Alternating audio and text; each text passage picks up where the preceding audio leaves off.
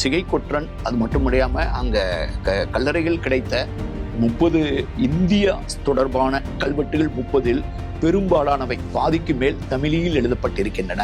இப்ப இந்த முதலாம் கல்லறையிலேயே ஒரே கல்லறையில இந்த சிகை கொற்றன் தனது பெயரை 3 தடவை எழுதிச்சு.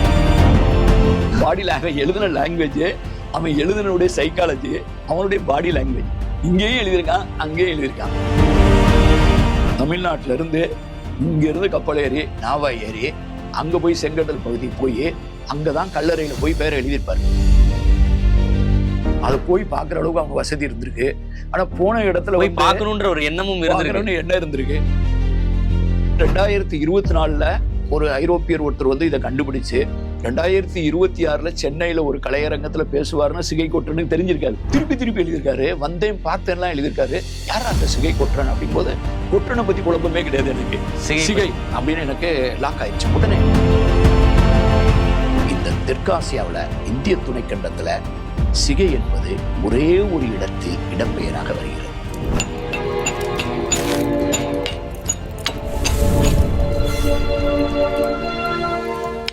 சென்னை தங்கமயிலின் முதலாம் ஆண்டு விழா கொண்டாட்டம் வரும் மார்ச் 1ஆம் தேதி வரை ஏராளமான சிறப்பு தள்ளுபடிகள் உங்களுக்காக காத்திருக்கின்றன. விகடன் நேயர்களுக்கு வணக்கம். எகிப்து பிரமிடுகளில் தமிழ் கல்வெட்டுகள் கண்டுபிடிக்கப்பட்டிருப்பது தமிழர் நாகரிக வரலாற்றில் மிகப்பெரிய மைல்கல்லாக பார்க்கப்படுகிறது.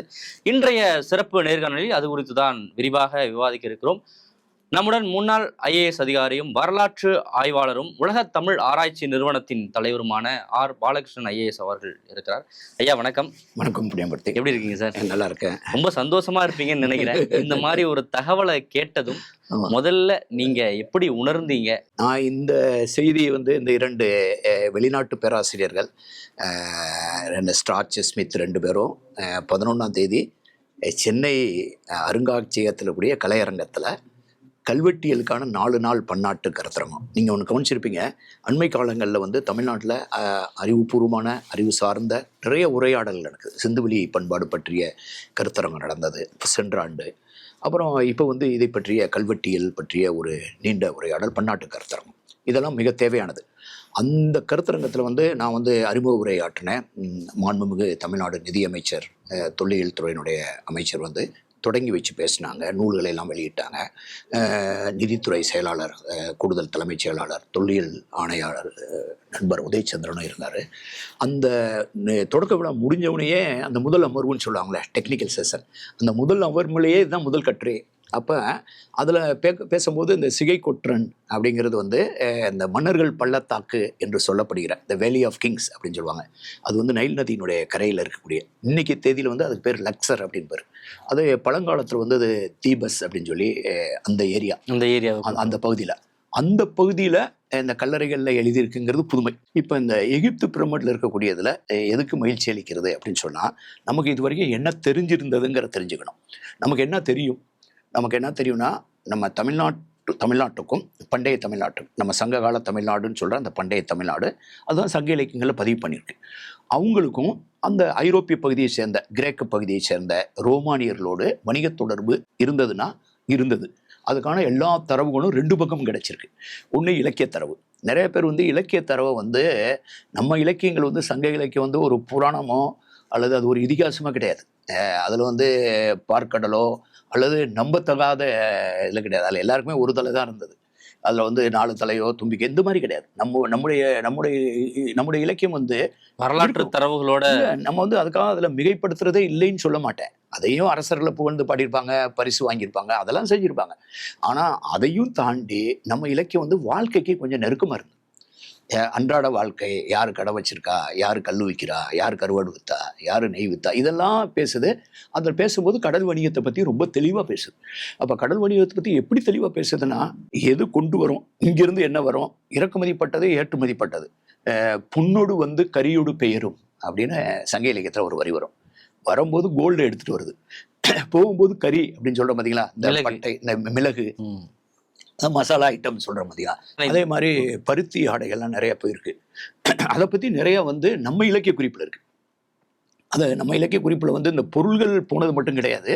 ஒரு ஒரு துறைமுகம் எப்படி இருக்கும், அதுவும் துறைமுகம் வந்து கடலோடு சேர்ந்து ஒரு நதியே துறைமுகமாக இருக்கும்போது அந்த நதிக்குள்ளே எப்படி வந்து கப்பலில் வர்றது வந்து நதிக்குள்ளே ஓட்ட தெரிஞ்சதுக்கு அதுக்கு ஒரு தனித்திறமை வேணும்.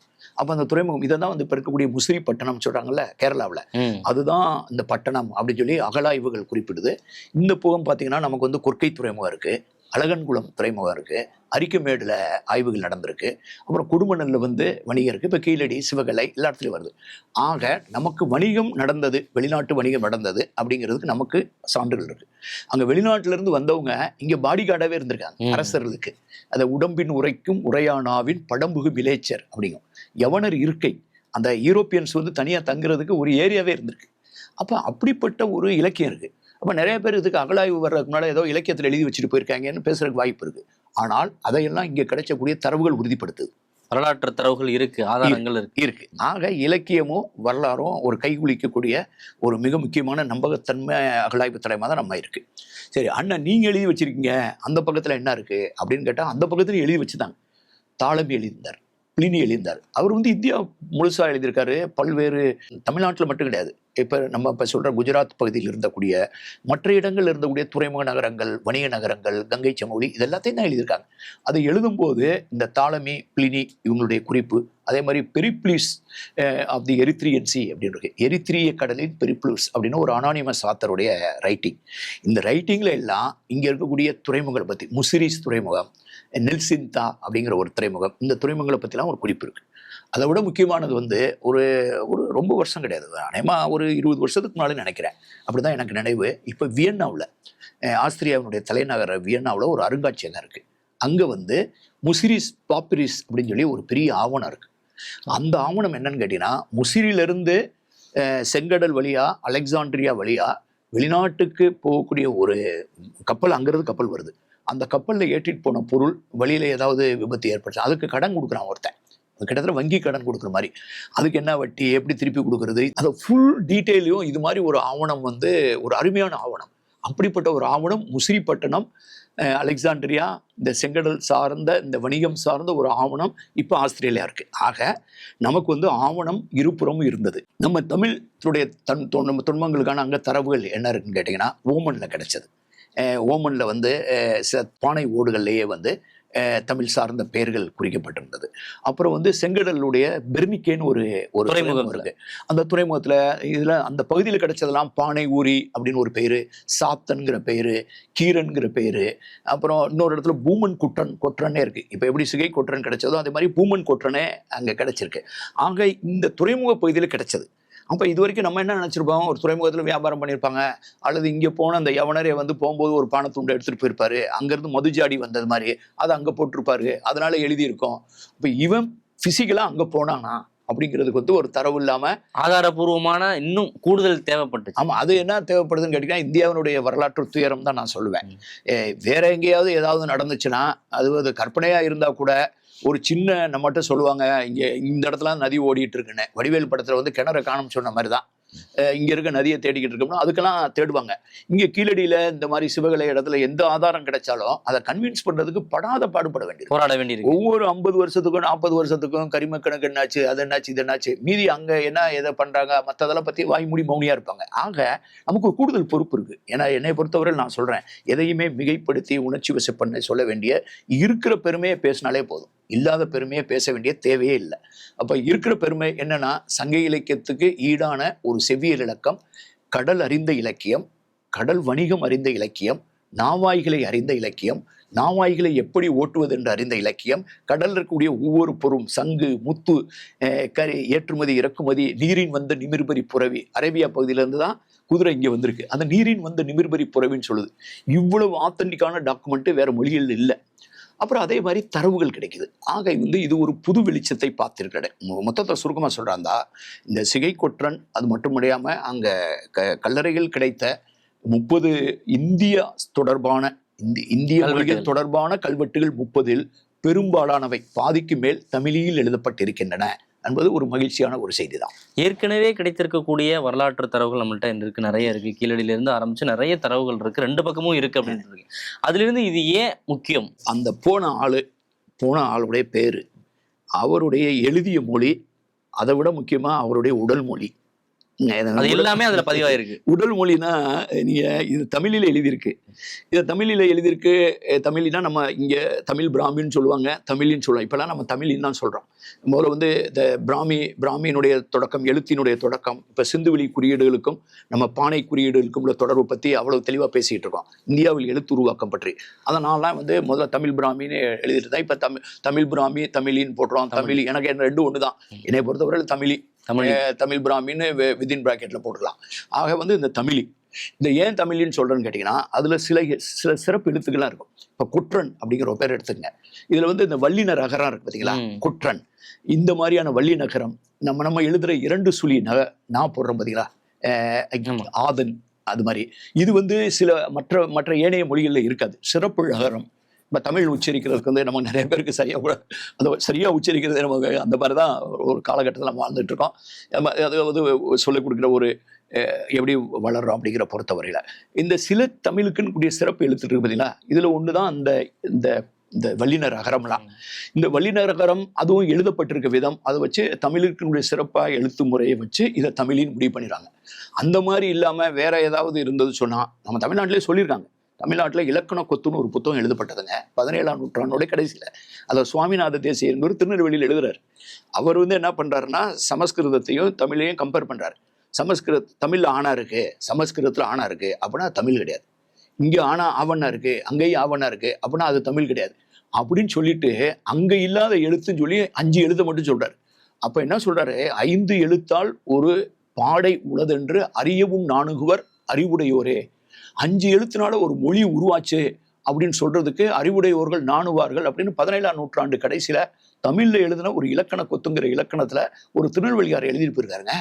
அப்படின்னா நீங்கள் உங்களுக்கு தனி மொழியா கூட ஒத்துக்கிறாத ஒரு காலகட்டம் தான் இருந்திருக்கு அந்த காலம். முதல்ல வந்து தெய்வ மொழிங்கிறது, மனிதர் மொழி, நீச மொழிங்கிறது, கடவுளுடைய 2 உடுக்கையிலிருந்து வந்ததெல்லாம் சொல்லிட்டு இருந்தாங்க அந்த காலகட்டத்துல. இப்ப மட்டும் இல்ல, அந்த காலகட்டத்தில இருந்தே தமிழ்ல வந்து நிறுவனத்துக்கு வந்து படாத பாடுபட்டு தான் இருக்கும். படாத பாடுபட்டு இன்னைக்கு நம்ம வந்து சேர்ந்திருக்கிறது அனல்வாதம், புனல்வாதம், இப்படி 1000 வாதங்களை கடந்து நம்ம கையில வச்சிருக்கதான் பேசிட்டு இருக்கோம்.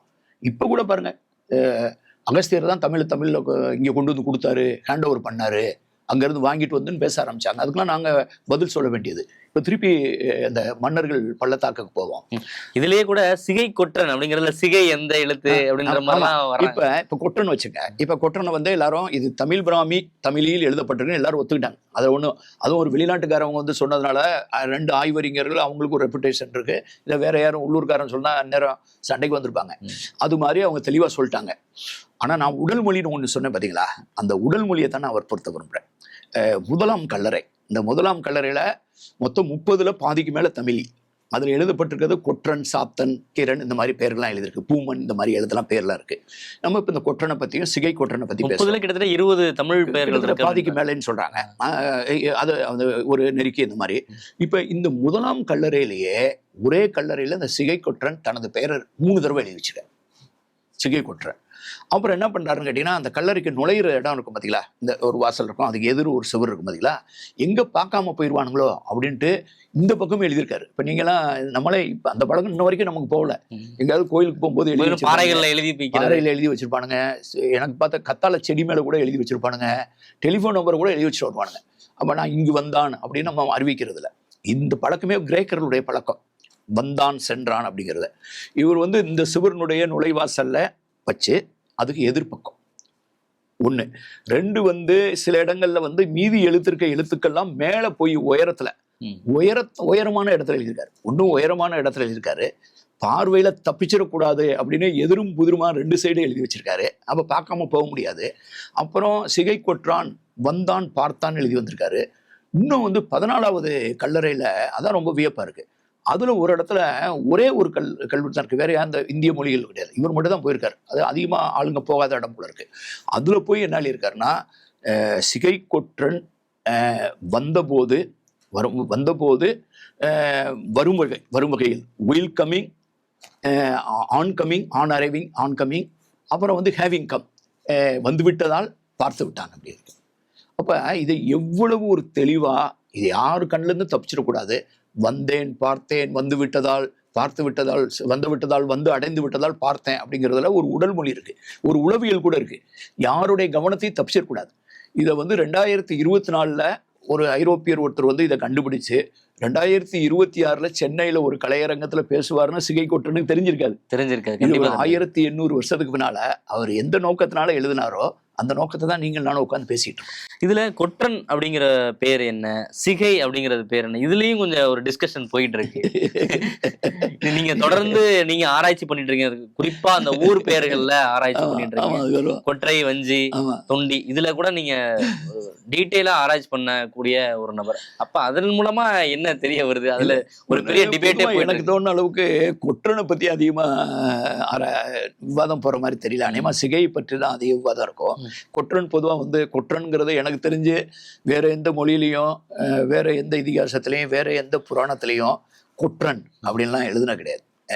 கொற்றவைன்னு கூட நம்ம கடவுள் அது இந்த கோட்டைகளோடு தொடர்புடைய துர்கா அப்படிங்கிறதுனுடைய கோட்டை கொற்றவை அப்படிலாம் வந்திருக்கு. கொற்றவி, இந்த கொற்றவன் அப்படின்னா தலைவன், அப்புறம் ஒரு அரசனை குறிக்கிறது. கொற்றம், வாழ்க உன் கொற்றம் அப்படிங்கிற மாதிரி. இந்த கொற்றம்ங்கிற சொல் வந்து சங்க இலக்கியத்தில் ரொம்ப அதிகமாக பயன்படுத்தப்பட்டிருக்கு பல இடங்கள்ல. கொற்றவன், கொற்றன், கொற்றவை, கொற்றவனுடன் இந்த மாதிரிலாம் சேர்ந்து வருது. இந்த கொற்றன் தான் செங்கடல்லையும் வந்து பானை ஓடுகள்ல கொற்றன், இவர் சிகை கொற்றன் தான் எழுதியிருக்காரு அவரு. ஆனா நம்ம என்ன தெரிஞ்சுக்கணும்னா எந்த கொற்றன் நமக்கு தெரியாது. ஆனா இந்த கொற்றன்கிற பேர் வந்து தமிழ் தொன்மங்களுக்கு புதியதல்ல. நிறைய பேர் இருந்திருக்கு. அது மட்டும் கிடையாது, அது யாருக்கெல்லாம் பேரா இருக்குன்னு. இப்ப நீங்க வந்து ஒரு பிட்டன் கொற்றன் அப்படின்னு சங்க இலக்கியத்துல ஒருத்தர் வர்றார். பிட்டன் கொற்றன், அந்த பிட்டன் கொற்றனுக்கு ஒரு தலைவர், ஒரு குறுநில தலைவர்.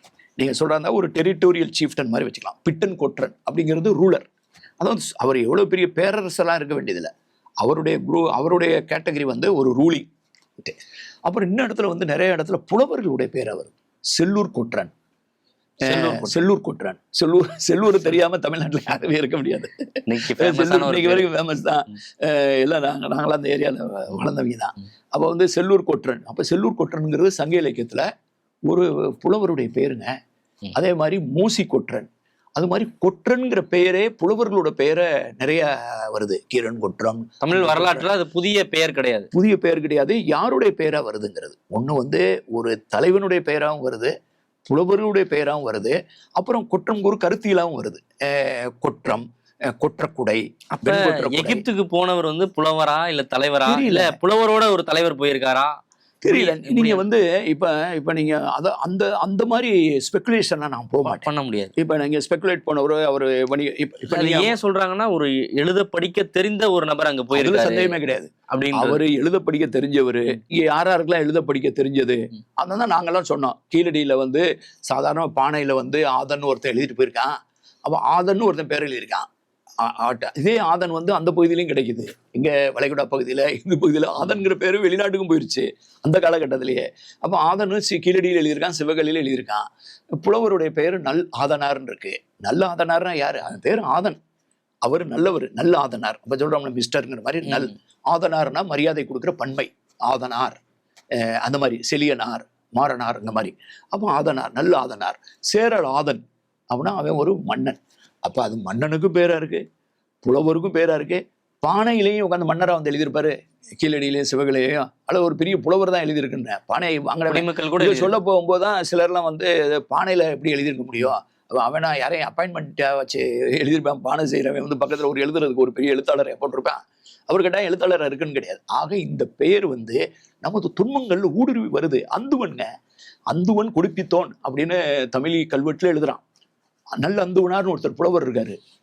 சேரன் அந்துவன் சேரலாதன் அப்படின்னு இருக்காரு. இன்னைக்கு வரைக்கும் கொங்கு பகுதியுடைய மக்களுடைய கூட்டத்துல இந்த ஆதன் கூட்டம், அந்துவன் கூட்டம்லாம் பேசிட்டு இருக்காங்க.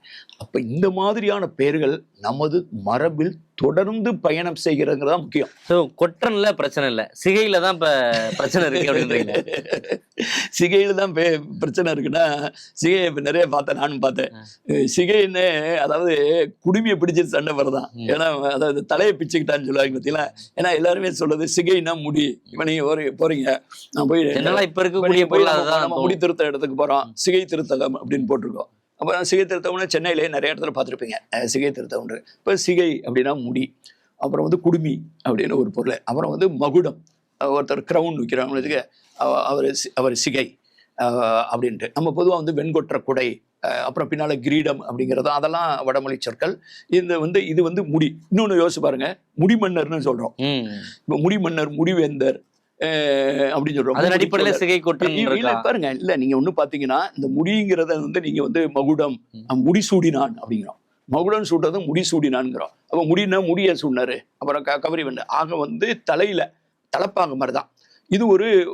அந்த பொருளில் வந்து இதை வந்து சிகையை வந்து தொடர்பு படுத்துகிற ஆளுங்க உண்டு. இப்போ என்னை மாதிரி ஆளுங்கள்லாம் நான் வந்து பொதுவாக நீங்கள் எவ்வளோ தூரம் கவனிச்சிருக்கீங்க தெரியல, நான் ஒரு இடப்பெயர் ஆராய்ச்சி. அதான் சொன்னேன், கொற்கை வஞ்சி தொண்டி. இது ஆனால் என்னைய கேட்டு இப்போ நீங்கள் வந்து கொற்கை வஞ்சி தொண்டி 30 வருஷமா நான் இடப்பெயர்களை பற்றி பேசிட்டு இருக்கேன்.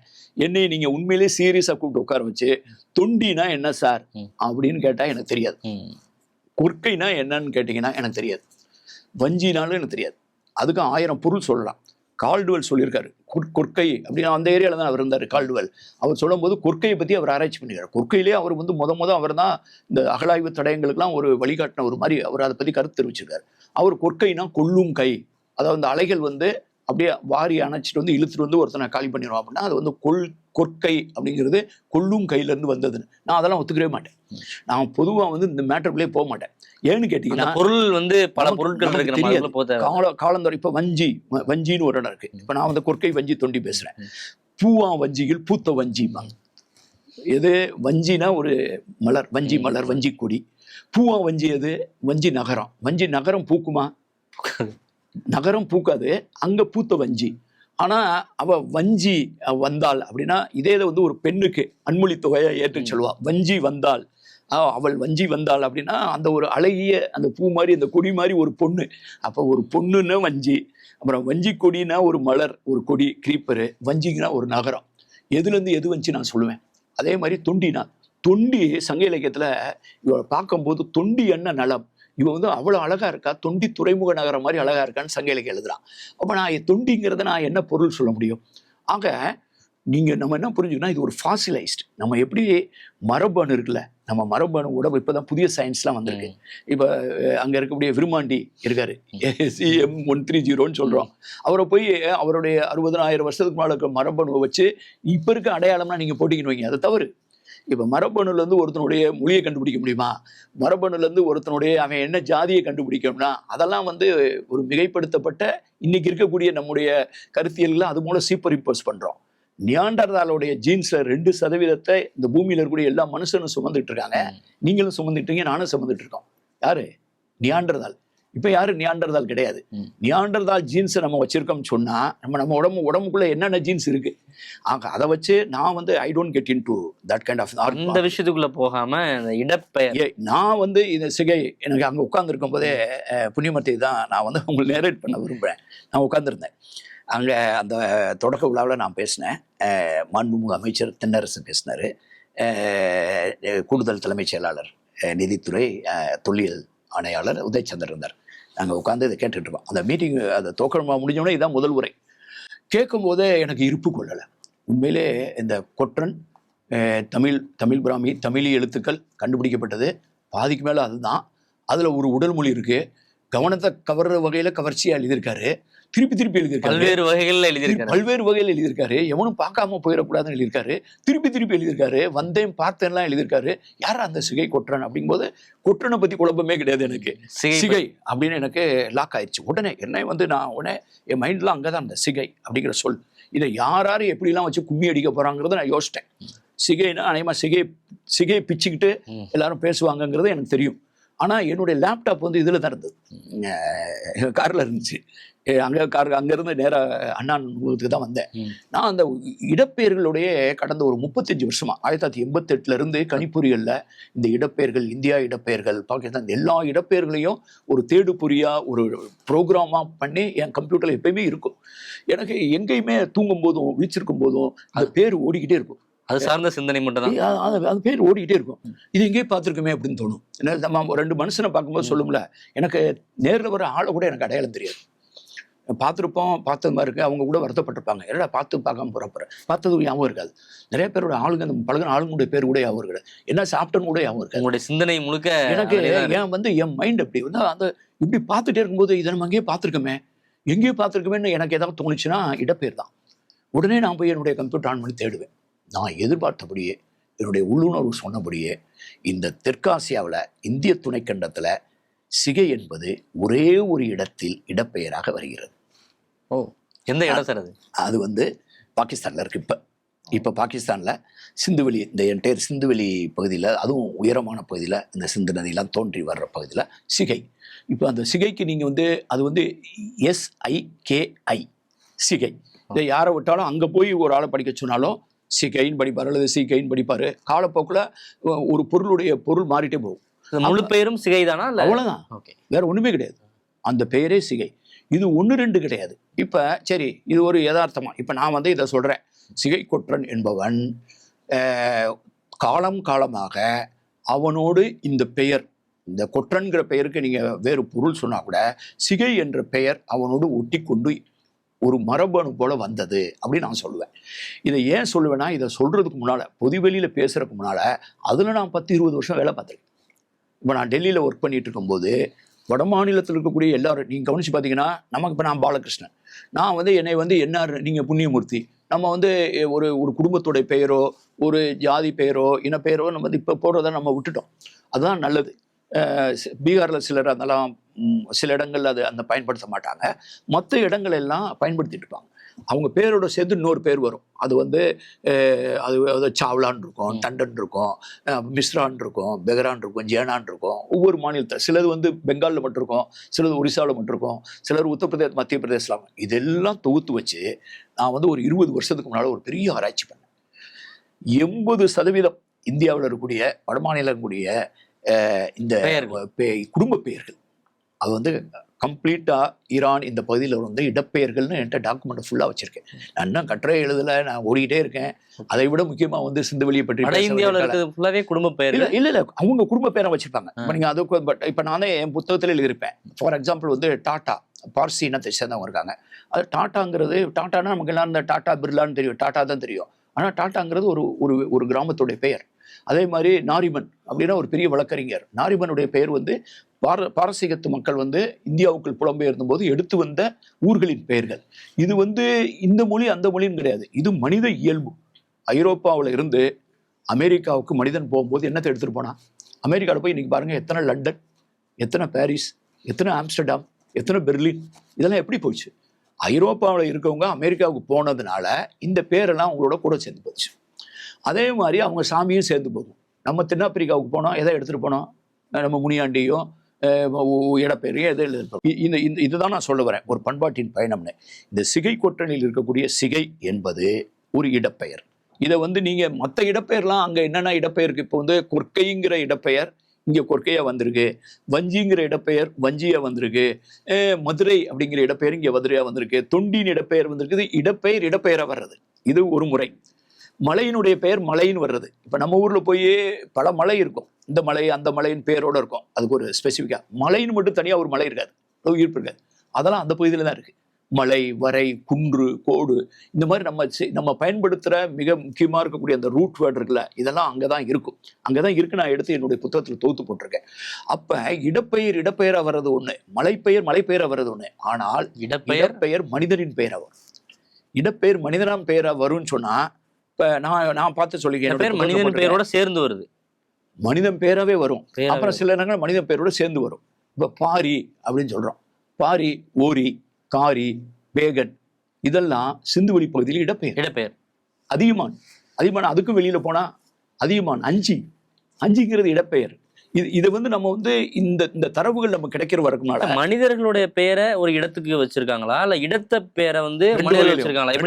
2 வகையில இருந்திருக்கலாம். இதை வந்து நீங்க வந்து ஒரு குடியை நிறுவுறாரு, அவர் ஒரு முக்கியமான பெயர் இருக்கு. எனக்கு என்னமோ வந்து இந்த ரிவர்ஸ் தான் தொன்மையானதுன்னு தோணுது.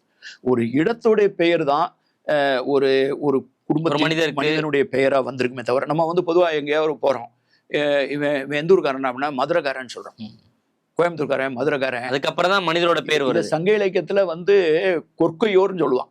கொற்கையில் அதுக்கு பேர் டிமோனியம்னு பேரு. அதாவது ஒரு இடத்தின் பெயரால் மனிதர்கள் அறியப்படுவதற்கு கொற்கையோர், வஞ்சியோர், மதுரையோர், கூடலார் அப்படிங்கிறது வந்து அந்த பெயரால் அறியப்படுது. நிறைய பேருக்கு தனி மனிதனுடைய பெயரே முக்கியம் கிடையாதுங்க, ஊரும் பெயரும் உரித்தன மொழிபாம்பா தொல்காப்பியத்துல. அந்த பொதுவாக ஊர் பேர் தெரியாதவன் தான் சொல்லுவோம். நீங்க யாராவது போங்க, யாராவது கேளுங்க, யாருங்க தெற்கு வடக்கு தெரியாதவன்பாங்க, ஊர் பேர் தெரியாதவன. அவனை ஃபர்ஸ்ட் கேட்டவனே எந்த ஊருக்காரன் தான் கேட்பான். அவர் அவருடைய தனிப்பட்ட மனிதருடைய பெயரை கூட முக்கியமானது, அவர் எந்த ஊருக்காரருங்கிறதா முக்கியம்.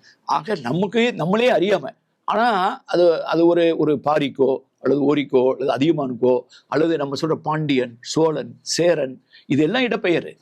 இந்த எல்லா இடப்பெயரும் இதை நம்ம ஒரு இடப்பெயரைத்தான் நம்ம தாங்கிட்டு வந்திருக்கோம் அப்படிங்கிறது கூட நமக்கு தெரியாது. இப்ப பழனின்னு ஒரு ஊர் இருக்குங்க. பழனி இடமா ஊரா ஆளா? பழனி ஒரு ஆளு, பழனி ஒரு ஊர் மலையும். சிதம்பரம் என்ன? சிதம்பரங்கிறது ஒரு மனிதர், சிதம்பரங்கிறது ஒரு இடமும். அப்ப அது எது முதல்ல அப்படிங்கிறது தெரியாது. இப்போ இடப்பெயரே மனிதனின் பெயரா வரலாம், மனிதன் பெயர் இடப்பெயரா வரலாம். இது ரெண்டு வடிவத்தை நம்ம பார்க்கிறோம். ஆனால் மனிதர்கள் இடத்தோடு தொடர்புபடுத்தப்படுகிறார். நீங்க எதுக்கு தொடர்புன்னு கேட்டீங்கன்னா, அவனுடைய மொழி, அவன் வாழும் இடம், அவன் வாழும் குடி, இந்த இடத்தோட சேர்ந்து ஒரு உருவம் வரும். அப்போ பொதுவாக வரும்போது இந்த பேர் அவனோட ஒட்டிக்கிறது. இதை தான் நான் ஆராய்ச்சி 30 வருஷமா இதில் ஸ்பெண்ட் பண்ணியிருக்கேன். இப்போ சிகை கொற்றன் அப்படிங்கிற ஒரு இண்டிவிஜுவலை மட்டும் எடுத்துட்டு அவர் எங்கேருந்து போனார்னு, அவர் கட்டாயம் நான் சொல்கிறேன், தமிழ்நாட்டிலேருந்து இங்கேருந்து கப்பல் ஏறி நாவாய் ஏறி அங்கே போய் செங்கடல் பகுதி போய் அங்கே தான் கல்லறையில் போய் பெயரை எழுதியிருப்பார். ஏன்னா அவர் தமிழில் எழுதியிருக்காரு. 2 கொற்றன் அப்படிங்கிற பெயர் முழுக்க இது தமிழ் துன்பங்களுக்குள்ள அது வருது. அதுக்கு ஒரு பொருள் வருது. அந்த பொருளை கூட நான் நம்ப மாட்டேன். அதாவது கொற்றன், கொற்றவை துர்கா கோட்டை, வாலி உன் கொற்றம், அதெல்லாம் இருந்துட்டு போகுது. சொற்பொருள் கூட நான் போக மாட்டேன். ஆனால் கொற்றன்கிற பெயரு தமிழ் துன்பங்களுக்கு ஊடுருவி இருக்கு. ஒரு புலவருடைய பெயராகவும் ஒரு அரசனுடைய பெயராகவும் இருக்கு. அப்ப இதுல எதுவுமே சந்தேகம் கிடையாது. எழுதியிருக்கு, தமிழில் எழுதியிருக்கு. அவன் வேற ஊர்ல இருக்கவன் எதுக்கு போய் தமிழிலே போய் எழுத போறான்? அப்ப இங்க இந்த துன்பங்கள்ல வந்தவன். ஆனால் அவனோடு ஒட்டி இருக்கக்கூடிய அந்த அடையாளம் இருக்குல்ல, சிகை, அந்த அது என்னன்னு சொல்றது, நான் அதை போய் முடியல தேட மாட்டேன். அது அவர் பெயரோட இருக்கக்கூடியது. செல்லூர் மாதிரி நீங்க சொல்ல மாதிரி அது இடப்பெயரா இருந்தா கூட அது இன்றைய பாகிஸ்தான்ல இருக்கக்கூடிய ஒரு இடப்பெயர் கிடையாது. அது எப்படி இங்க இருக்கக்கூடிய தமிழருக்கு அது ரிலேட் ஆயிருக்கும்? அதுதான் இந்த புத்தகம். அப்படின்னா நீங்க பண்பாட்டின் பயணம் புத்தகத்தை படிக்கணும் ஃபுல்லா. அது 3 கிலோ புத்தகம். அது முழுக்கவே இதுதான் பேசுது. அதாவது பயணங்கள் தான் மனித வரலாறை கட்டமைச்சிருக்கு. இதுல ஒரு பெருமிதம், நமக்கான பெருமிதம் என்னன்னு கேட்டீங்கன்னா, நான் தொடர்ந்து சொல்லிட்டு இருக்கேன் பொதுவெளியில, நீங்க பயணங்களால் கட்டமைக்கப்பட்டதே வரலாறு. அதிலும் குறிப்பா இந்திய துணைக்கண்டத்தில் நீங்க இப்படி எடுத்து பாருங்க. இப்ப அந்த கொற்றன், சிகை கொற்றன் எழுதியிருக்கு. எங்க எழுதியிருக்கு? எகிப்தில் எழுதியிருக்கு. அப்ப எகிப்தில் எழுதியிருக்கும் போது இது யாரு எழுதியிருக்க முடியும்? கடல் தெரிந்தவன், கடலில் பயணம் செய்தவன், கடலில் வணிகம் செய்தவன். வேற யாரும் எழுதியிருக்க முடியாது. கடலை பார்க்காதவன் எழுதியிருக்க முடியுமா? இப்போ சில நேரம் போய் நான் மரீனா பீச்சில் பார்க்கும்போது வட இந்தியாவில் நிறைய பேர் மென்பொருளில் வேலை பார்க்க வந்திருக்காங்க. சிலர் ரொம்ப ஆச்சரியமாக கடலை பார்த்துட்டு இருக்கும்போது நான் கேட்டிருப்பேன். நான் அவங்கள்ட்ட போய் பேசுவேன், நீங்கள் எந்த மாநிலம்? ஏன்னா நான் இந்தியா ஃபுல்லாக எல்லா மாவட்டத்துக்கும் போயிருப்பேன்.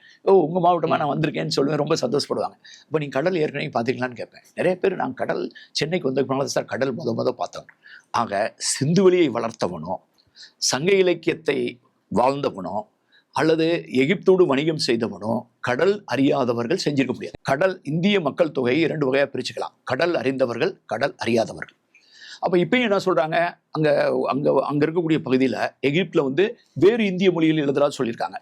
சமஸ்கிருதம் இருக்கு, பிராகிருத மொழி, 2ம் பிராமியில் எழுதப்பட்டிருக்கு. இன்னொன்னு கரோஸ்டி அப்படிங்கிற ஒரு வடிவகத்துல காந்தாரி மொழி எழுதப்பட்டிருக்கு. இந்த காந்தாரி மொழிங்கிறது வடமேற்கு இந்தியாவில் இருந்தது. அந்த காந்தாரா ஆர்ட்ஸ்ன்னு சொல்லுவாங்க. புத்தருடைய சிலையெல்லாம் போட்டு பின்னால அந்த ஒளிவட்டம்லாம் இருக்குல்ல, அந்த ஆர்ட் வடிவத்தே பேர் காந்தாரா கலைன்னு பேர், காந்தாரா ஓவியம். அந்த காந்தார பகுதி, அந்த காந்தார நம்ம மகாபாரதத்தில் வர காந்தாரிலாம் அந்த ஏரியாவிலேருந்து வந்தவங்க சொல்லுவாங்க. அப்போ காந்தாரான்னு ஒரு பகுதி இருக்கு, அங்கே காந்தாரின்னு ஒரு மொழி பேசப்பட்டது. அந்த மொழி கரோஷ்டிங்கிற வரி வடிவத்தில் எழுதப்பட்டது. இப்போ இந்த கரோஷ்டி வரி வடிவம் இல்லை. ஆனால் அந்த வடிவத்தில் அங்கே ஒரே ஒரு இடத்துல ஒரு குறிப்பு இருக்கு, ஒரே ஒரு குறிப்பு. சமஸ்கிருதம், பிராகிருதம் பிராமியில் எழுதப்பட்டிருக்கு. அப்போ சமஸ்கிருதம், பிராகிருதம்னா இப்போ வடநாட்டில் தான் இருக்கு. அது வடமொழி, அது சார்ந்த ஒரு பிராமியில் எழுதப்பட்டிருக்கு. அவர்களும் அங்கே சென்றிருக்கிறார். அங்க போயிருக்காங்க, கொஞ்சம் போயிருக்காங்க.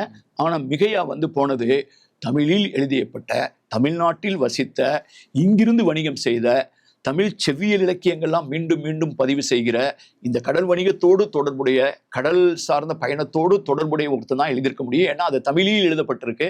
2வது அவன் பேர் கொற்றனா இருக்கு. இப்ப சிகை மட்டும் தான் நமக்கு பிரச்சனை. இப்ப இந்த சிகையை தான் எல்லாரும் பேசிக்கிட்டு இருக்காங்க. நான் இதனோட பொருளுக்கே நான் சொற்பொருள் வந்திருக்கு பார்த்தீங்களா, அது ஒரு ட்ராப் மாதிரி. அதை நான் வந்து சொல்லுவேன். அது வந்து உங்களை வந்து டைவர்ட் பண்ணி போயிட்டே அதை இருக்கும். டைவர்ட் பண்ணி உங்களை என்ன போயிடும், நீங்கள் அதில் போய் மண்டையை விட்டுருவீங்க. இப்போ நீங்கள் திருவாரூர் பக்கத்தில் அடியக்கமங்கலம்னு ஒரு ஊர் இருக்குது. அடியக்கமங்கலம்ங்கிறது அது நிறைய பேர் எழுதியிருக்காங்க. ஒரு இடத்துல உட்காந்து ஒரு பெண் வந்து அடி அக்கா மங்கலம் கூப்பிட்டா அதனால அடியக்கமங்கலம் வந்துருச்சுன்னு ஒரு கருத்து சொல்லுவாங்க. இப்போ கீழடி பக்கத்தில் கொந்தகைன்னு ஒருத்தர் இடம் இருக்கு. அதில் ஒரு பெரிய கல்வெட்டாராய்ச்சியில் சொல்றாரு, கொந்தகைங்கிறது குந்தி தேவி சதுர்வேதி மங்கலத்துடைய மருவி வந்துருச்சுன்னா. உனக்கு எப்படி தெரியும்? அப்போ தஞ்சாவூரில் ஒரு கொந்தகை இருக்கு, இங்கே கீழடி பக்கத்தில் ஒரு கொந்தகை இருக்கு. இந்த கொந்தகை வந்து குந்தி தேவி சதுர்மங்கலத்துடைய முதல்ல வந்து குந்தி தேவி சதுர்வேதி மங்கலம்ங்கிறது யார் பேரில் இந்த நிபந்தங்கள் அளிக்கிறாங்க அவங்க பேரெல்லாம் மறுவ விட மாட்டாங்க. இன்னைக்கு வைக்கும் விக்ரமன் சதுர்வேதி மங்கலம், அந்த ராஜேந்திரன் சதுர்வேதி மங்கலம், அந்த பேர் அப்படியே நிற்கும். ஆக கொந்தகையை போய் நீங்க இதுல இருந்து வந்தது, இப்ப நிறைய பேர் பாண்டியருங்கிறது பாண்டவன்ல இருந்து வந்து சொன்ன மாதிரி தான். அதை நம்ம மாட்டிக்கிடுவோம். அதனால அந்த பொருளுக்குள்ள நம்ம போறது போனீங்கன்னா ட்ராப் ஆயிருவீங்க. ஏன்னு கேட்டீங்கன்னா அது உண்மையும் கிடையாது. ஏன்னா அது வந்து ஒரு ஃபாசிலைஸ்டு. நான் அதை வந்து இடப்பெயர்களை நான் என்னவா பார்க்குறேன்னா ஒரு லிங்குவிஸ்டிக் ஃபாசில். இப்போ நம்ம வந்து பழைய காலத்தில் இருந்தக்கூடிய ஒரு பழைய எலும்பு கூட பார்க்குறோம், அல்லது ஒரு ஒரு ஒரு ஜுராசிக் பார்க்கில் வரக்கூடிய அந்த மாதிரி அந்த மிருகத்தினுடைய முட்டை போட்டுருச்சுங்கிறோம், ஃபாசில் இருக்குங்கிறோம், அந்த எலும்பை பார்க்குறோம். அதுக்கு பேர் ஃபாசிலைஸ்டு எச்சம். அது மாதிரி இடப்பெயர்ங்கிறது மனுஷன் வரும்போதே பேர் வந்துடுதுங்க. அவன் ஆப்பிரிக்காவில் இருந்தானோ, அவன் மத்திய திரைக்கூட தான், எங்கே இருந்தாலும் அவனோடு பயணித்தது பேர் மட்டும்தான். மனிதனுடைய மொழி கண்டுபிடிக்கும் போதே அவனை சுற்றி இருக்கிறதுக்கு பேர் வைக்கிறது. அந்த வகையில் வந்து மனிதன் ஒரு கடவுள் மாதிரி அவன் செயல்படுறான். அவனுக்கு ஏதோ ஒரு வகையில் ஒரு ஒரு ஒரு வகையான இச்சிங் இருக்குது. அதை வந்து ஒரு வகையான அவன் அதுக்கு ஒரு பேர் கண்டுபிடிச்சாங்க. இதுனா நான் ஒவ்வொரு மொழியிலையும் ஒருத்தன் ஒரு பேர் வைக்கிறான். இதவே மலைங்கிறான், இன்னொருத்தன் மவுண்டன்கிறான், இன்னொருத்தன் அந்த பர்வதம்ங்கிறான். இவன் ஏன் பர்வதம்னு சொன்னான், இவன் ஏன் மலைன்னு சொன்னான்னா அவனும் ஒன்று தான் தெரியும். அதுக்குள்ள நம்ம வந்து மொழியியல் அறிஞர்கள் வந்து அதுக்குள்ள நம்ம நிறைய அர்த்தம் சொல்லலாம். இப்போ ஃபார் எக்ஸாம்பிள் மலை அப்படின்னா, நான் ஒரு தமிழ் படித்தவேங்கிறப்போல நான் மல் அப்படிங்கிற சொல்லுன்னு தொடங்குவேன். மல்னா பெருக்கம், மலைனா பெருக்கமாக இருக்குது. இதெல்லாம் நான் 1000 காரணம் சொல்லலாம். MALAI என்று சொல்லப்படுகிற மலை, MALAY என்கிற மலை, இது தனியாக வர்ற இடப்பெயர் வந்து இந்த சிந்துவெளியினுடைய அந்த பாகிஸ்தான் ஆப்கானிஸ்தான் பகுதிக்குரிய மிக உயர்ந்த மலைப்பகுதியில் மட்டும்தான் வருகிறது. இங்கே வந்து வெறும் மலையை பார்க்க முடியாதுங்கிறது அப்போனா எது தொன்மங்கிறது புரியும். ஆக வந்து தமிழ் என்பது உலகினுடைய ஆகச்சிறந்த தொன்மமான மொழிகளில் ஒன்று. நம்ம தொடர்ந்து இயங்கிக்கிட்டு இருக்கோம். நம்ம மகிழ்ச்சி அடைய வேண்டியது என்ன தெரியுமா? தோற்ற தொன்மை மட்டும் கிடையாது, தொடரும் இளமை. நீங்கள் நானும் உட்காந்து சிகை கூட்டனை பற்றி இப்போ பேசுகிறோம் பார்த்தீங்களா, அந்த அக்கறை நமக்கு இருக்கு பாருங்க. அதனால தான் நம்ம உயிர்ப்போடு இருக்கிறோம். ஓகே, இப்போ இந்த கீழடி அகழ்வாராய்ச்சி அந்த ஆய்வு முடிவுகள் வந்து வெளியிடப்படாத சூழல்ல இது எந்த அளவுக்கு முக்கியத்துவம் வாய்ந்த ஒரு விஷயமா பாக்குறீங்க? மிக முக்கியமானது. ஏன்னு கேட்டிங்கன்னா, இந்த கீழடி சிவகலை எல்லாம் வர்றதுக்கு முன்னால ரொம்ப சீரியஸாக எடுத்துக்கிறது இல்லை யாருமே. நீங்கள் பொதுவாக வரலாறு, நீங்கள் எந்த இந்திய வரலாறு புக் எடுத்து பாருங்கள், அது வின்சென்ட் ஸ்மித்தாக இருக்கட்டும், யார் எழுதுனதாக இருக்கட்டும், வரலாறுன்னு ஆரம்பித்த வந்து வேதங்கள்லேருந்து வந்தது, அதுலேருந்து வந்தது, இதுலேருந்து வந்தது, இதிகாசம், அதெல்லாம் எல்லாம் மென்ஷன் பண்ணிட்டு மௌரியர், இது பிம்பிசாரர், அப்புறம் சந்திரகுப்த மௌரியர், அசோகர், அப்புறம் வந்து குப்தர், அப்புறம் ஹர்ஷர், இதெல்லாம் பேசி முடிச்சதுக்கு பின்னால் தனியாக ஒரு சாப்டர் வரும், தென்னிந்திய வரலாறு. அதில் சேர, சோழர், பாண்டியன். அப்படி புறக்கணிக்கப்பட்டதான் தென்னிந்திய வரலாறு. ஆதிச்சநல்லூர் 1904 தோன்றினதுங்க. 3 நாளில் 100 வருஷம் ஏங்க யாருமே போகல. 100 வருஷம் போகலைங்க. சத்தியமூர்த்தி வர்ற வரைக்கும் அவர் தோன்றினார். 18 வருஷம் அறிக்கை வரலைங்க. கீழடி பக்கம் யாருமே ஏங்க போகல. ஆக இது ஒரு புறக்கணிக்கப்பட்டது. இப்போ வந்து புதிய அறிவியல், நான் அதனால தான் சொல்கிறேன், தரவு சார்ந்து. தரவு இப்போ மரபுன்னு அதுதான் சொல்லுது, தொல்பொருள் அதை தான் சொல்லுது. நாங்கள் வந்து பானை தடத்தை பற்றி சொல்லி கருப்பு சிவப்பு பாண்டம் தான் இந்தியாவினுடைய பேன் இண்டியன் பாட்ரி, இது ஒரு அகில இந்திய பானைன்னு சொல்கிற வரைக்கும் யார் கருப்பு சிவப்பு பாண்டத்தை பற்றி பெருமிதமாக பேசினாங்க? கருப்பு சிவப்பு பாண்டம்னா பெருங்கல் பாண்டம், அது இரும்பு கால பாண்டம் அப்படின்னு மூலையில் போட்டாங்க. இந்த எகிப்து பற்றி பேசும்போது நான் கருப்பு சிவப்பு பாண்டம் சொன்னேன் பார்த்தீங்களா. இந்த கருப்பு சிவப்பு பாண்டம் இந்தியாவில் ரொம்ப அதிகமாக வர்றது வந்து குஜராத் பகுதியிலிருந்து தான். குஜராத் பகுதி இது ஒரு மிக முக்கியமான இன்னொரு ஒரு ஒரு ஒரு ஒரு ஒரு புதிய ஜன்னலை இது திறந்து விட்டுருக்கேன். அதன் மாதிரி தான் நான் எழுதுவேன். அது என்னன்னு கேட்டிங்கன்னா, நான் அண்மையில் ஐரோப்பா போயிருந்தப்போ கூட ஒரு விஷயமா தேடிக்கிட்டே போயிருந்தேன். நான் என்ன தேடி போனேன் தெரியுமா? நான் போன அருங்காட்சியகங்கள், குகைகள் எல்லாத்துக்கும் போய் தேடினது வந்து நூபியான்னு ஒரு இடம் இருக்குது. நீங்கள் நூபியான்னு கூகுள் பண்ணி பாருங்க, அது எகிப்து பகுதியில் இருக்குது. அது நூபியாங்கிறது அங்கே இருக்கிறது. அந்த பகுதியில் கருப்பு சிவப்பு பாண்டம் உலகத்தில் 2 சென்டர், 2 ஏரியாவில் அந்த கருப்பு சிவப்பு பாண்டம் ரொம்ப மிக முக்கியமாக இருந்ததுன்னா நூபியாவில் கருப்பு சிவப்பு பாண்டம். அடுத்து வந்து இந்த குஜராத் பகுதியில் அதுக்கு மேலே இருந்தது ப்ரீ ஹரப்பன் கல்ச்சர்ஸ்லையும் வரும், ஹரப்பன் கல்ச்சரில் வரும்போது ஹரப்பா மோஞ்சோதரா விட இந்த லோத்தல் தேசல்பூர் அப்படின்னு சொல்கிற இந்த குஜராத் பகுதியில் தான் இந்த கருப்பு சிவப்பு பாண்டம் வந்து ஹரப்பன் பண்பாட்டு காலத்திலே தூக்கலாக இருக்குது. அதை விட்டிங்கன்னா இந்தியா முழுவதும், அதாவது விந்திய மலைக்கு கீழே அப்படியே நேராக போனீங்கன்னா கைமூர் ஹில்ஸ் வழியாக போனீங்கன்னா கிழக்கு உத்தரப்பிரதேசம், முழு பீகார், ஜார்க்கண்டு, ஒரிசா, பெங்கால், அஸ்ஸாம், அப்போ கீழே இருக்க எல்லாம் ஆந்திரா, தெலுங்கானா, மகாராஷ்டிரா, குஜராத், இங்கே இருக்கக்கூடிய எட்டே தமிழ்நாடு, கேரளா, இது முழுக்க ஒரு பாண்டம் இருந்தால் அது கருப்பு சிவப்பு பாண்டம் தான். அங்கே வந்து இந்தோ ஆரிய மொழிகளுடைய வருகையோடு சம்பந்தப்படுத்தப்படுகிற சாம்பல் வண்ண பாண்டம் வரவே இல்லை. இன்னும் சொல்ல போனால் சிந்துவெளியை ஒத்த குறிப்பீடு நம்ம சொல்கிற பார்த்தீங்களா, பானையில் கீறி இருக்குது, அதை பார்த்தா சிந்துவெளி எழுத்து மாதிரியே கீழடியில் இருக்குது சிவகளின்னு. இப்படிப்பட்ட சிந்துவெளியை ஒத்த பானை கீறர்கள் எங்காவது பானை கீறல் எழுதப்பட்டிருந்தா இந்தியாவில் அது கருப்பு சிவப்பு பாண்டத்தை தவிர வேறு எந்த பாண்டத்திலும் எழுதப்படவில்லை அப்படிங்கிறதுக்கு எல்லாரும் பதில் சொல்லிதான் ஆகணும். தொல்லியல் ஆய்வாளர்களாக இருக்கட்டும், மொழியியல் ஆய்வாளர்கள் சொல்லுங்க, பதில் சொல்லுங்க. சாம்பல் வண்ண பாண்டையில் இந்த பானை ஏன் கீறப்படவில்லை? ஏன் கருப்பு சிவப்பு பாண்டத்தில் மட்டும் கீறப்பட்டிருக்கு? அப்ப அந்த கருப்பு சிவப்பு பாண்டம் தான் நூபியா பாண்டம். அந்த கருப்பு சிவப்பு பாண்டம் தான் குஜராத் பகுதியில் இருக்கக்கூடிய சிந்துவெளி பண்பாட்டோடு தொடர்புடைய பாண்டம். அந்த பண்பாடு தான் பெருங்கல் பாண்டம். அந்த பாண்டத்தை தான் சங்க இலக்கியம் பேசுகிறது. அந்த பாண்டம் தான் தமிழ்நாடு முழுவதும், தென்னிந்தியா முழுவதும் இருக்கு அப்படின்னு சொன்னா, இப்ப இது அகழாய்வு என்ன சொல்ல வருது? இந்த கருப்பு சிவப்பு பாண்டம் என்னமோ சொல்ல வருது. இது இனிமேல் தான் காது கொடுத்து கேட்கணும். அந்த சிகை கொற்றன் என்னமோ சொல்றான், நம்ம காது கொடுத்து கேட்கணும். இது எல்லாத்துக்கும் தேவை வந்து ஒரு திறந்த மனசு. அது நான் என்ன நினைக்கிறேன்னு கேட்டீங்கன்னா, scholars would have an open mind. ஒரு புதிய தரவு. இப்போ நான் சொல்றேங்கிறக்காக இதுதான் ஒரு இருக்கிறதுலே சிறந்தது, இதுதான் முடிவுலாம் கிடையாது. இன்னும் ஒரு 10 வருஷத்துக்கு பின்னால, 20 வருஷத்துக்கு பின்னால இன்னொரு புதிய விஞ்ஞானம், புதிய தரவுகள் வந்து நான் சொல்றது இல்லைன்னா கூட நான் வருத்தப்பட மாட்டேன்.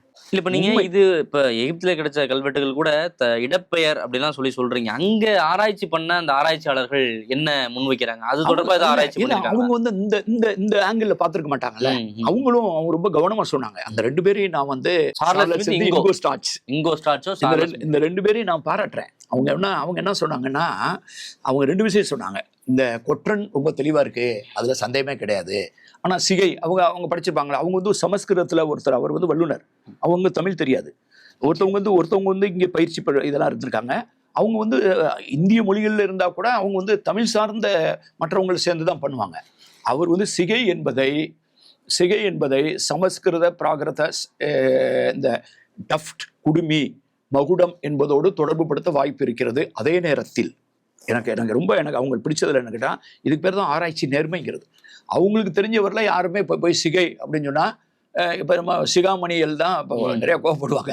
இப்போ சிகாமணின்னு சொல்கிறோம் ஒருத்தரை, தத்துவ சிகாமணியெல்லாம் இருப்பாங்க. இப்போ இந்த சிகாமணிங்கிறதுக்கு இப்போ இந்த சிகைங்கிற கேள்விப்பட்டோம்னா அதுதான் ஞாபகம் வரும். எல்லாருக்குமே இதாங்க ஞாபகம் வரும். சிகை திருத்தகம்னு எழுதி போட்டிருக்கோம்ல, அதான் ஞாபகம் வரும். அவர் கரெக்டாக ஞாபகம் வந்திருக்கு. ஆனால் அப்போ என்ன சொன்னார் தெரியுமா, சொல்லும் போது அந்த கட்டுரை வேற வந்திருக்கு. அவங்களுடைய கட்டுரையே இப்போ புத்தகமாக வந்துருச்சு. அந்த முதல் தமிழ்நாடு அரசு வெளியிட்டிருக்கக்கூடிய அந்த புத்தகத்தில் முதல் கட்டுரையே அவங்க கட்டுரை தான். அதில் அவங்க சொல்கிறாங்க, ஆனாலும் தமிழ்நாட்டை பொறுத்தவரையில் இந்த பெயர், இந்த சிகை, முடி என்று பொருள் தரும் சிகை என்பது ஒரு காமன் பெருவழக்கில் இல்லை அப்படிங்கிறது சொல்கிறாங்க. அப்படின்னா அதை ஒரு நேர்மையாக தான் சொல்கிறேன். அவர் அந்த நேர்மையை நான் பாராட்டுறேன். இந்த சிகை என்பது இந்த குடுமி, மகுடத்தோடு தொடர்புபடுத்துவதற்கு வாய்ப்பு இருக்கிறது.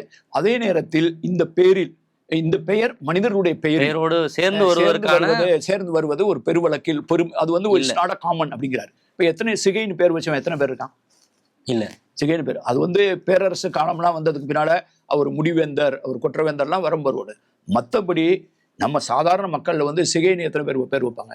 ஆனால் நான் சொல்ற எல்லாமே பாரி, ஓரி, அதியமான், காரி, பேகன், கண்ணகி, கோவலன், பூம்புகார், மதுரை, கொற்கை, வஞ்சி, தொண்டி, நாரி, தோன்றி, சங்க இலக்கியத்துல வர்ற எல்லா பேருங்க.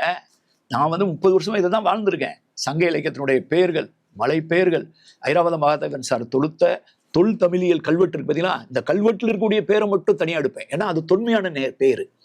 இந்த பெயர் அங்க வருமானு பார்ப்பேன். கீரன்கிறது இடப்பெயருங்க. கீரன் வந்து இப்ப வேற இந்த சிகை கொற்றன் விட்டுருங்க, சிகை கொற்றனுக்கு வெளியில வருவான். இது போக வேற என்ன பேரு அங்க வந்திருக்கு? கீரன், சாத்தன், கீரன் வந்திருக்கு. கீரன் வந்து சங்க இலக்கியத்துல புலவரின் பெயர், தலைவரின் பெயர். எத்தனையோ புலவருடைய பெயர் வந்து கீரன் வரும். கீரனார் வரும். அது முன்னால ஒரு இடப்பெயர் வரும். அதை நீங்கள் எடுத்து பாருங்கள். நான் சொல்கிறேன், இந்த கீரனுக்கு மட்டும் எத்தனை புலவர் இருக்காங்க. அதே மாதிரி சாத்தன்கிறது புலவர் பேர்லேயும் வரும், தலைவர் பேர்லேயும் வரும். கோபன் ஒரு பேர். ஆமாம், கோபனும் அதே மாதிரி. நான் சொல்கிறேன், இந்த ரெண்டையும் சொல்லிடுறேன். இப்போ இந்த கீரன்கிறது மட்டும் எத்தனையோ புலவர் பேரில் வரும், தொல்தமிழ் கல்வெட்டுகள்லையும் வரும். ஓகே, புகழூர் கல்வெட்டில் வரும். புகழூர் கல்வெட்டில் இப்போ நீங்கள் வந்து பாருங்க, நீங்கள் வந்து ஒரு இதை சொன்னீங்கன்னா இந்த கொற்றவன், அப்புறம் வந்து இதில் இந்த கீரன் தொல்தமிழ் பேர் வந்து இளங்கீரனார்னு ஒரு புலவர், அல்லங்கீரனார்னு ஒரு புலவர், அல்லங்கீரனார், அப்புறம் கீரனார்னு ஒரு புலவர், மாதங்கீரனார்னு ஒரு புலவர். இப்போ என்னை மாதிரி ஆள்லாம் நான் எப்படின்னு கேட்டேன்னா, கீரன்கிறது அவருடைய பேர். கீரனே சிந்துவெளி பகுதியில் ஒரு இடப்பெயர். ஆமாம், சிந்துவெளி, அதை என்னுடைய புத்தகத்தில் எழுதியிருக்கேன். சிந்துவெளியில் இடப்பெயர், தொல்தமிழ் நாட்டில் வந்து அது ஒரு மனிதருடைய பெயர், புலவர்களின் பெயர். அப்புறம் வந்து ஓமன் இருக்குல்ல, ஓமன் நாடு இருக்குல்ல வளைகுடா பகுதியில், அங்கே இருக்கக்கூடிய கல்வெட்டில் இந்த பானை ஓட்டில் கீரன் எழுதியிருக்கு. அப்போ ஓமனில் பானையில் எழுதியிருக்கு. இங்கே வந்து 9வது கல்லறையில் நீங்கள் சொல்கிற இந்த கல்லறை எகிப்தில் 2 தடவை எழுதியிருக்கு கீரன். அப்போ 9வது கல்லறையில் 2 முறை எழுதப்பட்டிருக்கு, ஓமனில் பானை ஓட்டில் எழுதப்பட்டிருக்கு, புகழூரில் கல்வெட்டில் எழுதப்பட்டிருக்கு. சங்க இலக்கியத்தில் தலைவன் பெயராகவும் இருக்குது, புலவருடைய பெயராகவும் இருக்குது. இன்னைக்கு வரைக்கும் கீரன்கிற பெயரை நம்ம வச்சுக்கிட்டு இருக்கோம். கடல் வாணிபத்துக்கு சான்றா இந்த பெயர்கள் வந்து அந்த இந்த மாதிரி இருக்கு. ஆமாம், சாத்தன். நான் என்ன சொல்றேன்னா, கடல் வாணிபத்துக்கு மட்டும் கிடையாது, அந்த பெயர் தமிழ் தொன்மங்களோடு தொடர்ந்து இயங்குகிறதுங்கிறதான். சங்க இலக்கியத்தில் இருக்கு, புலவன் பேரா இருக்கும், தலைவன் பேரா இருக்கும், சாதாரண மனிதன் பேரா இருக்கும். இன்னைக்கு வரைக்கும் கீரன்கிறது இன்னைக்கு தமிழ்நாட்டில் பேர் வச்சு. எகிப்தில் இந்த பேர்கள் இருக்கிறதுக்கான ஒரு காரணம் சொல்றேன், கடல் வாணிபத்துக்கு சான்றா கடல் வணிகம். ஏற்கனவே செங்கடல் துறைமுகமான பெர்கோனியால வந்து அங்க இருந்திருக்கு. ஆனாலும் அவங்க உள்ளுக்குள்ள அந்த மன்னர்கள் கல்லறை வரையும் இருக்கு அப்படின்னா, அது ஒரு சுற்றுலா பயணி போல அங்க போயிருப்பாங்களா? ஆமா, அப்படின்ற ஒரு கேள்வி இருக்கலாம். நீங்க எந்த வகையில போனாலும் ஒரு ஓய்வு நேரம் கிடைச்சிருக்கு, அதை போய் பாக்குற அளவுக்கு அவங்க வசதி இருந்திருக்கு. ஆனா போன இடத்துல போய் பார்க்கணுன்ற ஒரு எண்ணமும் இருந்திருக்கு. அப்ப அங்க யார் போயிருக்காங்கன்னா, இப்ப நம்ம என்ன சொல்லுங்க, தமிழன் போய் எழுதியிருக்கான் அப்படிலாம் மட்டும் கிடையாது. இது வந்து இப்பதான் கண்டுபிடிச்சிருக்கோம். 100 வருஷத்துக்கு முன்னாலே ஒருத்தர் இதை ஃபுல்லாக டாக்குமெண்ட் பண்ணிட்டார்.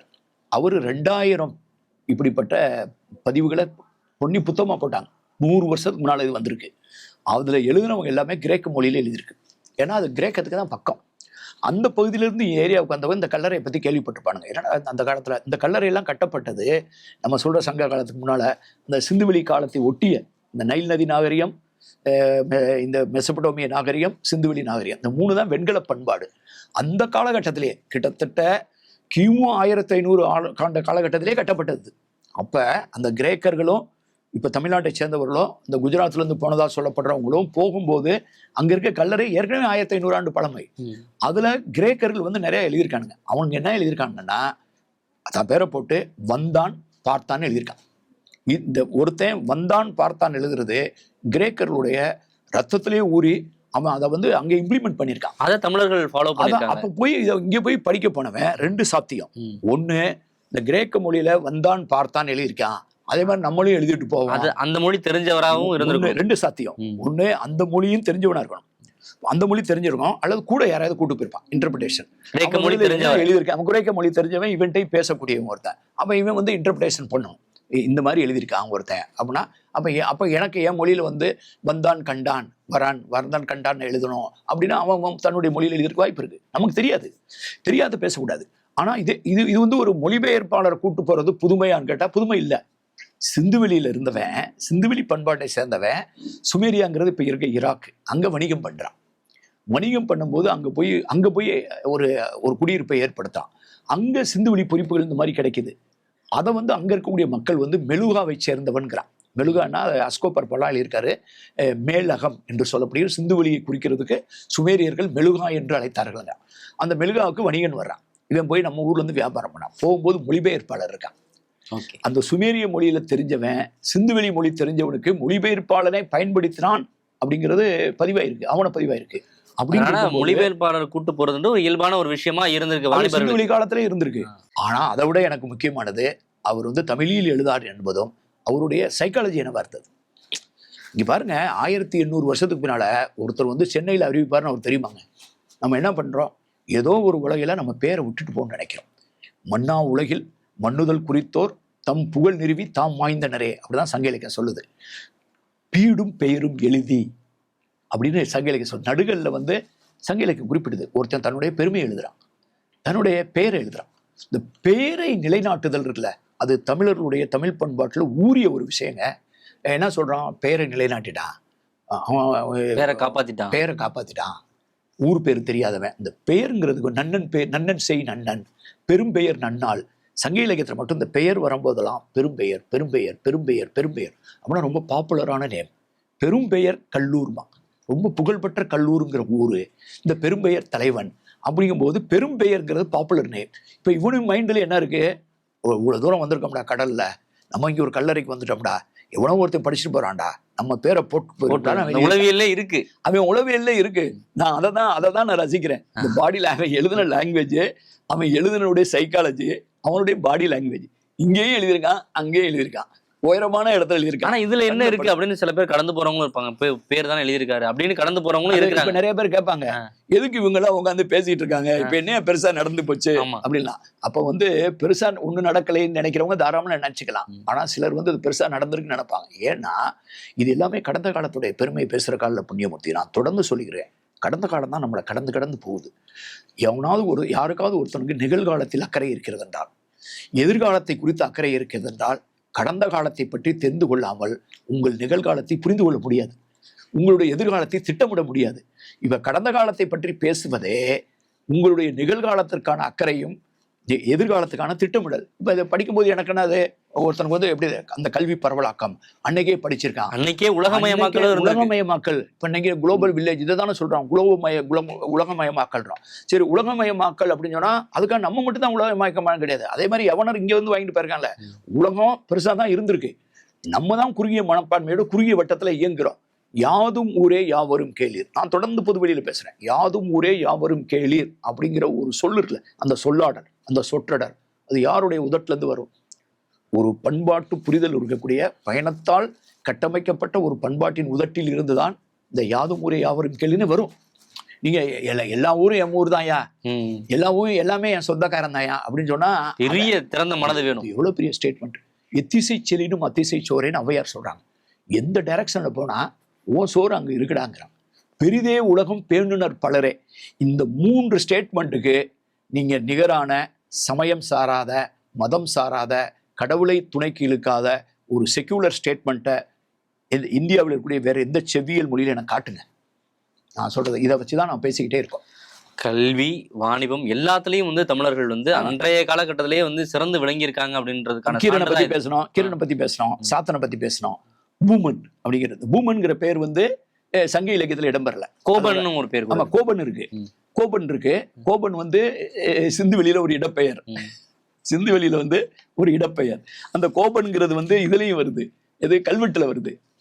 நம்முடைய தொல்லியல் ஆராய்ச்சியில எல்லா இடப்பெயர்களையும் கண்டறிஞ்சு வச்சிருக்கீங்க அப்படின்னு நினைக்கிறேன். ஆமா, தொல்தமிழ் என் மண்டையில ஓடிக்கிட்டே இருக்கு. தொல்தமிழ் கல்வெட்டுலயும் கோபன் வருது, சிந்துவெளி பகுதியில இடப்பெயரா வருது.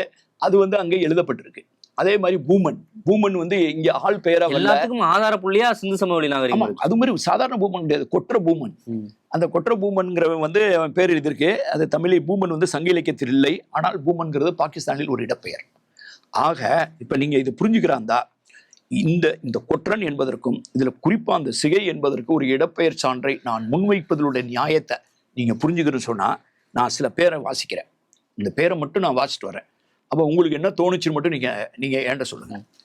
கொற்கை, வஞ்சி, தொண்டி, மதுரை, ஊர், ஆமூர், கல்லூர், ஐயூர், மோகூர், அம்பர், அரிசில், கொல்லி, ஏரை, கழுமலன், பட்டி, சேரி, மலை, ஏரி, காடு, கரை, பாலை, நிலம், கல், நிலை, தெரு, மனை, நொச்சி, தோன்றி, தோட்டி, புகார், பூம்புகார், ஈழம், கச்சி, கோழி, நாளை, நேரி, போர், பொத்தி, வாகை, பாரி, அதியன், பேகன், காரி, ஓரி, அஞ்சி, தித்தன், திதியன், பிட்டன், பிண்டன், உதியன், ஆதன், அலிசி, மிலை, கட்டி, ஆவி, கோசர், ஆயர், சாத்தன், நல்லி, கிள்ளி, பாண்டி, சேரன், சேரல், கோதை, பொறை, மாறன், கரிகாலன். இதெல்லாம் நான் வாசது எல்லாமே சிந்துவெளியில் இடப்பெயர். இடப்பெயர். இதை கேட்டதுக்கு முன்னாடி நீங்க என்ன நினைப்பீங்க? இதை நான் பார்த்துட்டு நான் இதெல்லாம் ஒரு 30 வருஷத்துக்கு முன்னால் இதெல்லாம் கண்டுபிடிச்சிட்டு அதுக்கு பின்னால் 10 வருஷம் வெளியிலே பேசல நான். இது இது ஒரு மிக முக்கியமான விஷயம்ட்டு இதற்கான பின்னணியெல்லாம் உலகளாவிய ஸ்டடி பண்ணிட்டு இப்போ இவ்வளவு இருக்கும்போது இந்த சிகை ஏங்க இடப்பெயரா இருக்கக்கூடாது? தாராளமா இருக்கலாம் அப்படின்னு. வேற ஏதாவது காரணம் சொல்லுங்க. இதெல்லாம் நான் வாட்சது எல்லாமே சங்க இலக்கியத்தில் இருக்கு. இதை நம்ம இன்னும் மறக்கல. இந்த பெயர்கள் பல பேரோட மனிதர் பெயராகவும் இருந்திருக்கு. மனித பெயராக தான் இருந்திருக்கு. இடப்பெயராகவே வந்திருக்கு. மலைங்கிறது அந்த மாதிரி அந்த ரூட் வேர்டு இருக்கு. மனித பெயர் ஆராய்ச்சி அப்படிங்கிறது இதற்கு பொருந்தி போகுது. இப்ப சிகைக்கோட்டனுக்கு சிகைக்கோட்டன் என்ன பண்ணிருக்காண்டா, நாங்க சிந்துவெளி விட்ட இடமும் சங்க இலக்கிய தொட்ட இடங்கிறத சிந்துவெளி, சங்க இலக்கியம், கீழடி, சிவகலை இப்படி இந்த 3 புள்ளியை மட்டும் இணைச்சு பேசிக்கிட்டு இருந்தேன். இப்ப ஒரு 4வது டைமென்ஷனை சிகைக்கோட்டன் கொடுத்துட்டு போயிருக்கான். அந்த சிகைக்கோட்டன் எகிப்திலையும் போய் அதே தான் சொல்லிட்டான். அது ஒரே ஒரு இடப்பெயர் தான் இருக்கு, அது அங்க பதிவாயிருக்கு. அங்கதான் இருக்கு. அவன் சிகைக்கோட்டன் நாங்கள் பேசுகிற கருத்தியலுக்கு இதை முன்வைக்கும் தரவு சார்ந்த வரலாற்றுக்கு இன்னொரு பரிமாணத்தை அவன் கொடுத்திருக்கிறான் என்பதை நினைக்கும் போது மகிழ்ச்சியாகவும் இருக்கிறது, நெகிழ்ச்சியாகவும் இருக்கிறது. இதை பற்றிய உரையாடல் பழைய பெருமையை பேசுவதற்காக இல்லை, உண்மைக்கான தேடல். அதை சிகைக்கொற்றன் கொண்டு வந்திருக்கிறான். அந்த சிகைக்கொற்றன் ஒரு சிந்துவெளி விட்ட இடமும் சங்க இலக்கியம் தொட்ட இடமும் என்ற ஒரு தொடர் உரையாடலுக்கு இன்னொரு பரிமாணத்தையும் கொடுத்திருக்கிறான். அதை தமிழில் எழுதியிருக்கிறான். தமிழ்நாட்டிலிருந்து சென்றிருக்கிறான். அவன் சுற்றுலா பயணியோ வணிகனோ அல்லது படை வீரனோ அவன் எதுவாக வேண்டுமானாலும் இருந்து கொள்ள வேண்டும். ஆனால் அவனுடைய உளவியலும் உடல் மொழியும் இன்றும் தமிழ்நாட்டில் தொடர்வது. பானையில் எழுதுனா, பாறையில் எழுதுனா, பாத்திரத்தில் எழுதுறான். இன்னைக்கு வரைக்கும் கல்யாணத்துல பாத்திரத்தில் எழுதிட்டு இருக்கான். பாத்திரத்தில் வேற ஊர்ல எங்கேயாவது எழுதுறானா? ஆக இந்த மாதிரி எழுத்து பொறிக்கிறதும் பெயரை பொறிக்கிறதும் நம்ம மண்டையில ஏறின ஒரு விஷயம். அதான் நடுகல்ல எழுதணும். அதான் அவன் அங்க போய் எழுதியிருக்கான். வந்தேன், பார்த்தேன், வந்ததால் பார்த்தேன் எழுதியிருக்கான். சிறப்பா சொன்னீங்க. தமிழர் நாகரிகம் இந்த சிகைக்கொற்றன் மூலமாகவும் இன்னும் பரவணும், மக்கள் இதில் ஆர்வம் செலுத்தணும், இது சார்ந்து நிறைய தகவலை தெரிஞ்சுக்கணும், நீங்களும் இது சார்ந்து நிறைய தகவலை மக்களுக்கு கொடுக்கணும். உங்களுடைய நேரத்துக்கு நன்றி சார்.